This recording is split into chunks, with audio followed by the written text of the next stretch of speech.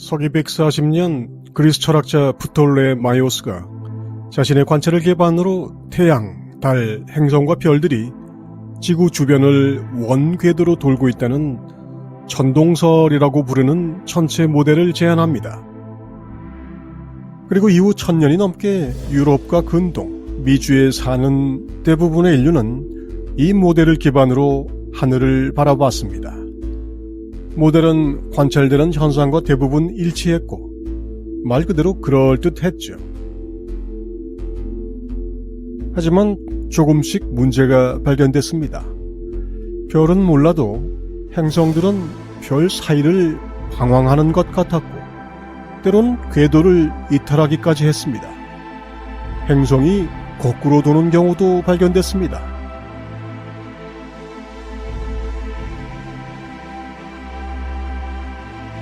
천년 동안 천문학자들이 한 것은 조금씩 체계를 보완한 것이었습니다. 예를 들면 행성들이 도는 원궤도와 원의 중심인 더 큰 원궤도가 조금 다르다는 설명을 덧붙이는 겁니다. 행성들이 도는 궤도가 따로 있다는 방식으로도 모든 불규칙성을 설명하기가 힘들어지자 원궤도를 사실상 여러 개 만들어서 설명하기에 이르렀지만 여전히 완벽하지 않았죠.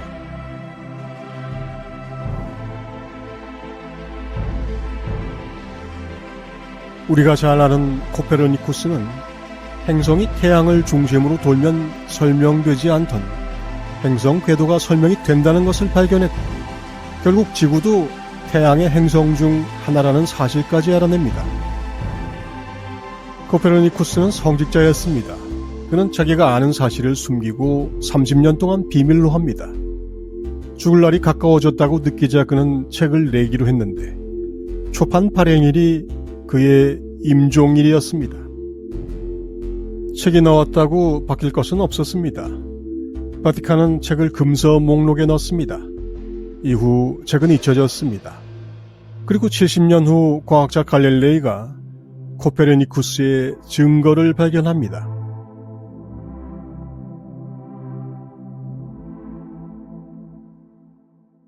우리는 이 이야기를 잘 안다고 여기지만 갈릴레이 이후로도 거의 150년 동안 코페르니쿠스는 사람들 사이를 떠돌기만 합니다. 결국 뉴턴이라는 학자의 선언으로 상황이 정리됩니다.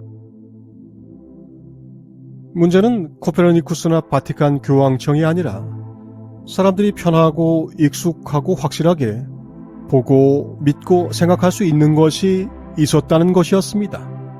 불편했다면 사정이 많이 달라졌겠죠. 해가 뜨고 해가 지고 달이 뜨고 달이 지고 밤하늘의 별들은 은하수를 따라 흘러갑니다. 보이는 것들을 그대로 믿고 품는다고 별 문제도 없는데 이 일을 제기할 이유가 없습니다.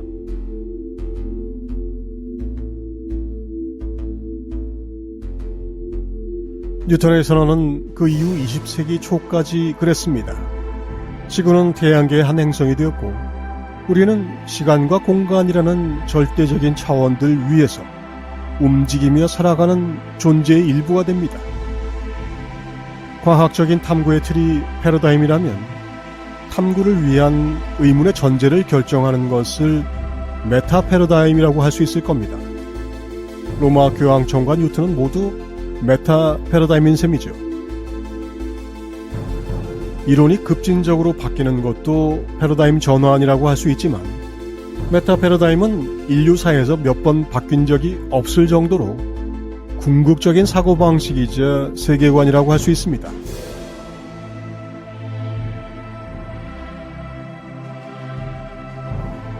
(20세기에) 들어와 뉴턴의 고전 물리학을 흔들어버린 상대성 이론과 양자역학마저도 사실 우주 자체가 물질이고 실체라는 근대적 메타 패러다임은 전혀 흔들지 못하고 있습니다. 상대성 이론은 인류가 그 안에서 산다고 여겼던 절대적인 시간과 공간 같은 것은 없다고 말합니다. 다만 당신과 나의 시간과 공간이 문제될 만큼 다르지는 않을 뿐이라고 말하죠. 양자역학은 우리가 존재하는 사물이라고 부르는 것이 실제로 그렇게 있다기보다는 우리가 측정하는 순간 형태를 취하는 모종의 무엇이라고 말합니다. 물질이 뭔지는 잘 모르겠다고 하죠.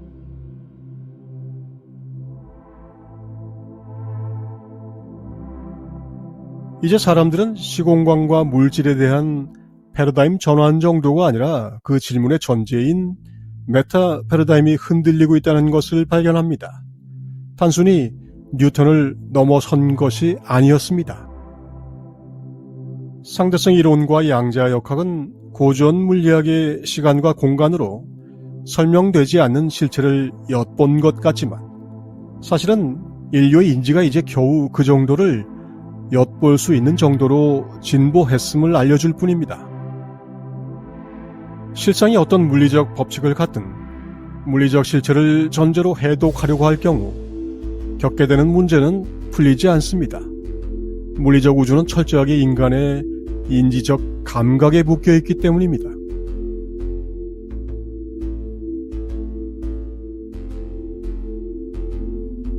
그래서 드디어 의식이 등장합니다. 시공간과 물질을 넘어서는 그 무엇을 찾아보려는 시도는 한동안 종교적이고 철학적이라고 배척당했지만 이제 그런 걸 가릴 처지가 아닌 겁니다. 그렇게 양자역학의 심오한 발견을 의식이라는 주제와 연결해보려고 하는 시도가 생겨납니다. 하지만 그것 역시 의식을 물리적 현상의 결과로 보거나 그 일부로 연결하려는 시도이죠. 자연과학에서 의식은 하나의 예외적 상황으로 취급되거나 과학적 관찰의 대상이 아닌 것으로 치부됩니다. 이런 생각들은 모두 의식이 물리 세계에서 출현한다고 가정하고 있습니다.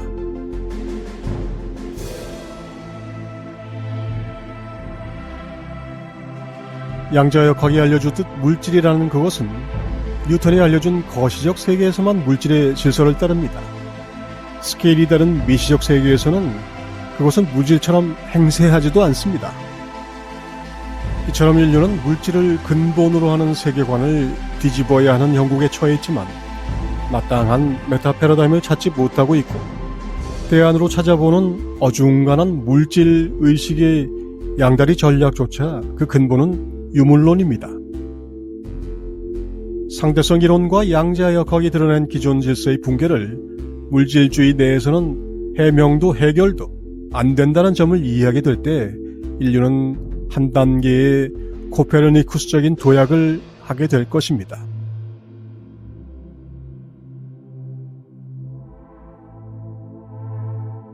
서구 인류가 명확한 사실을 발견하고 또 신화적 세계관에 어울리는 프톨레마이오스의 천문학에서 벗어나는데 꽤 오랜 세월이 걸립니다.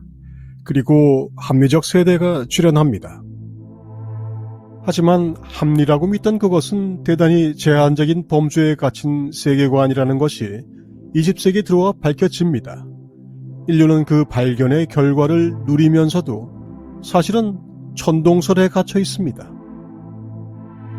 현대 인류가 앞으로 나아가는 데는 물론 시간이 걸릴 겁니다. 주술과 마법처럼 해가 뜨고 달이 지는데 문제가 없으면 사람들은 그 세상에서 나가려 하지 않기 때문입니다.